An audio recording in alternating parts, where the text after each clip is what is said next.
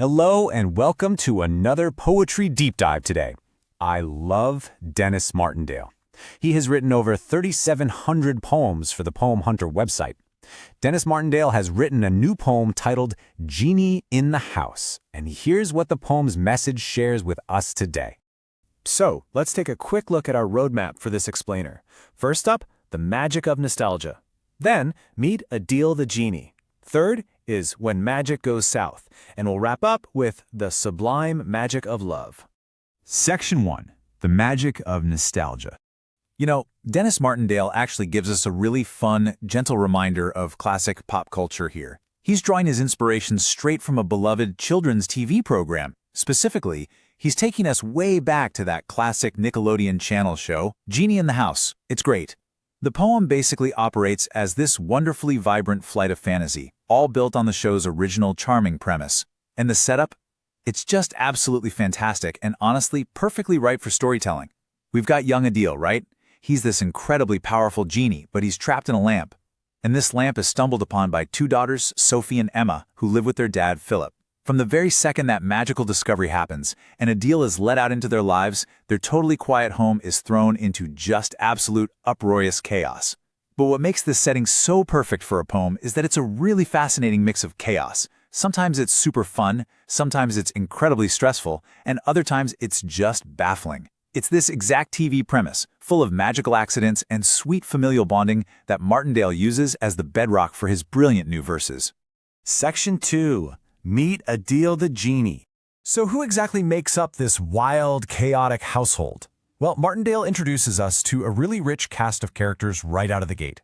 First, we have Adil at the center of it all. He's the genie, and as the poem explicitly tells us, he grants wishes just for a thrill. Imagine having an enormous amount of cosmic power, but using it with the gleeful, uncontrollable excitement of a little kid. That's Adil. Then we have Philip, who is vividly described as the sad dad. Philip is the grounded, mortal parent, just trying to keep everything from falling apart, and he kind of tends to stomp his foot in utter frustration whenever things inevitably go wrong around the house. Next up are the two daughters who actually unleashed all this magic in the first place. There's sweet Sophie, who absolutely loves what she can do and just fully embraces the wonder of it all. And then there's her sister Emma, who loves performing and brings her own dramatic flair to their everyday adventures. So you've got this house full of completely distinct, highly energetic personalities all crammed together under one roof, just trying to figure out how to coexist with a magical being who literally has no concept of a normal life. And this brilliantly illustrates the true dynamic of their home. Because even with all the unending chaos and the dad's foot stomping, it is, at its core, a joyous, loving place. The poem gives us this genuinely beautiful insight into Adil's personality. It says he liked to dance, he liked to sing, because of all the joys they bring. And the incredible thing here is that this vibrant musical energy, it's highly infectious.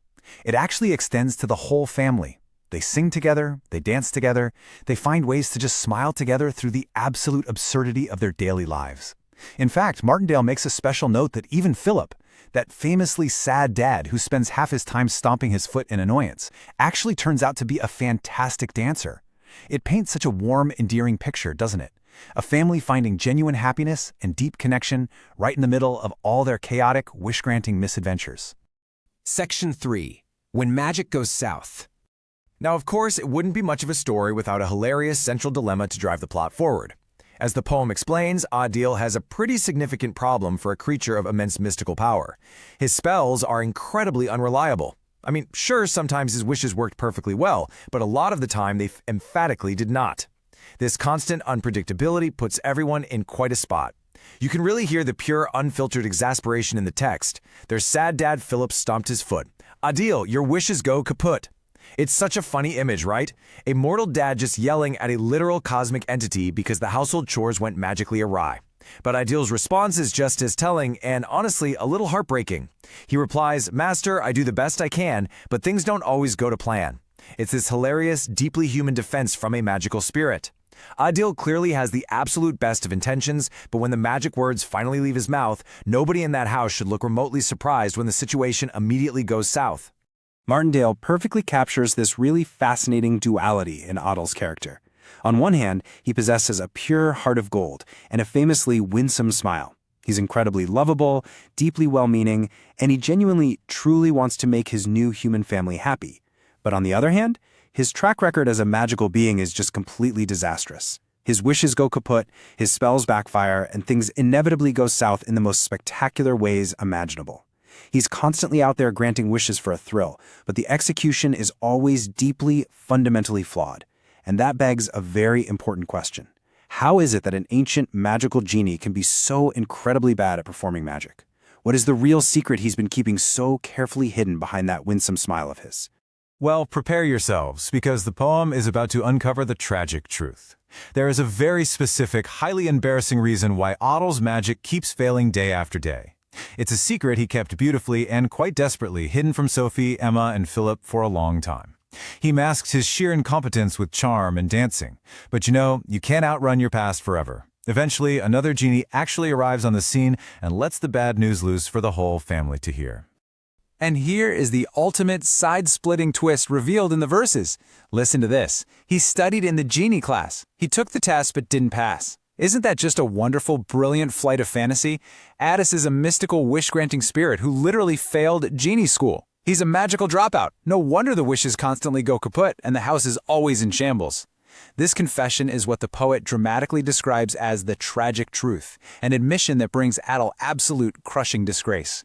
His deepest, most embarrassing secret is finally out in the open for the entire family to see. He isn't a master of the mystic arts at all. He's just a guy who couldn't pass his final exams. Section 4. The Sublime Magic of Love. So, how does a modern family actually react when they find out their magical house guest is completely unqualified for his job? Well, the poem delivers the answer beautifully, succinctly, and with a tremendous amount of heart. Confession brought Adil disgrace, yet he was so hard to replace. Just think about the weight of that reaction for a second. Despite the fact that his magic was undeniably faulty, despite the immense stress and daily chaos he constantly brought into their living room, and despite the hilarious reality of him failing his genie tests, the family realizes something profound. They still deeply loved Adil.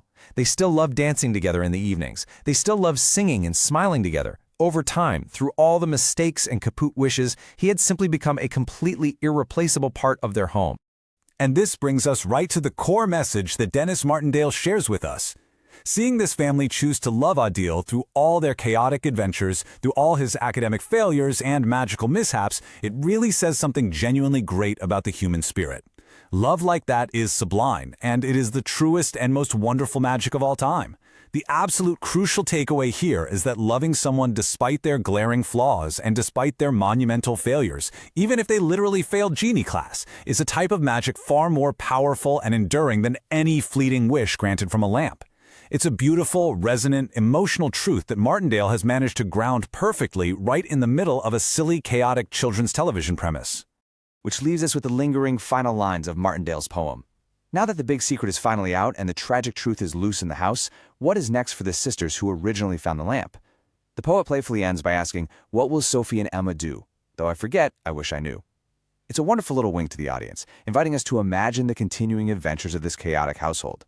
So, I'm going to pass that exact question right on to you. How would you react if your best friend, or your magical genie, confessed they failed their biggest tests, yet you'd love them anyway? It's questions like this that really make you want to dive deeper into Denis Martindale's vast library of over 3,700 poems, doesn't it? Thank you so much for joining me on this explainer today. Keep looking for that sublime everyday magic in your own life.